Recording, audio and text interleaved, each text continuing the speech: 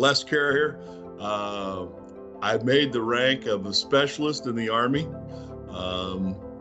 and was in the Ohio National Guard for a little over 7 years.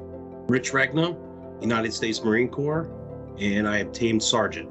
John McCullough, U.S. Army, 1984 to 1992. I left with the rank of sergeant.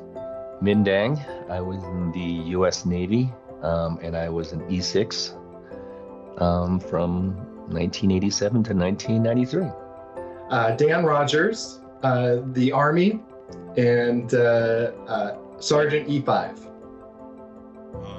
Number one, family legacy. My dad was a Marine. Wanted to walk in his footprints. He's my hero, so I wanted to be like him. We had a recruiter come into our high school, and I needed some money to help with school, with college. So I signed up for the Ohio National Guard. There was a recruiting poster behind the recruiter. It said signing bonus, $2,000, combat logistics. And I'm like, what's that? Oh, it's a desk job. It's easy. I ended up attached to 2 different artillery units, a cavalry unit, and then I did my last year in an infantry unit. Never found that desk job, unfortunately. Oh, that recruiter saw me. I was a sucker. It was from a mile away.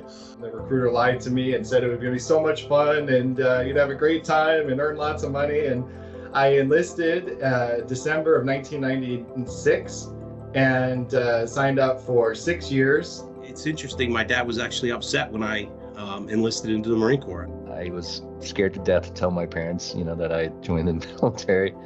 So it wasn't till probably the day before I went off to boot camp where I asked my mom to drive me to the recruiting center. You had to bring certain things. I'll remember that. You had to bring your wallet and your ID and all that stuff. And you had to bring a certain amount of money. And the money, which I didn't figure out until I got there, was to pay the barber to shave your head. And this head, bald, it's not a pretty sight. When I left to join the Navy, I just basically had the clothes on my back, a pair of running shoes, and a toothbrush. A lot of the first 3 days is learning, processing, learning how to march, position of attention. A lot of it's the real small detail stuff. It was an interesting way to start to become an adult. Let's put it that way. And by the end of boot camp, you had this whole, sort of a team camaraderie developed that you were always watching out for each other, always. No man left behind, no one eats alone, that whole thing. So, and that's the motto of the military. It's not about you, it's about the guy on your left and right. And that's who you serve. One of the gifts that I was given, I think, is the ability to communicate with anyone. Learning how to take directions, learning how to follow the chain of command, moving up the chain of command and, taking on more responsibility. When you're when you're a commander of the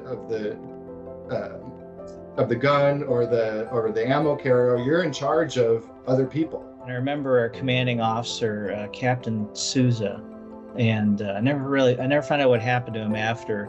But he made sure I stayed in college and went to school, and really pushed me hard.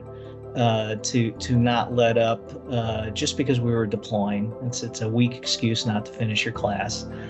Growing up in an Asian household, your parents always beating into your head about, filial piety, this is responsibility to your family, your elders, and I was just, whatever, But once I got out of the military, that whole sense of duty was, I think, probably the biggest thing that I came away with, where it's really more than you. It's about something bigger. Whether you're in the Army, Navy, Air Force, Marine Corps, that's what makes us different than any other military in the world, is that we are a very highly trained professional force of volunteers that operate with the highest level of integrity.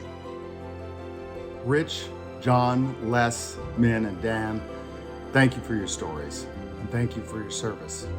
Thank you to all of our veterans: Doug Powers, Jeff Anderson, Lars Hording, Mike Hording, Chris Shoemate, Byron Hayes, Harold Kaufman, Len Blonder, and Jerry Sullivan.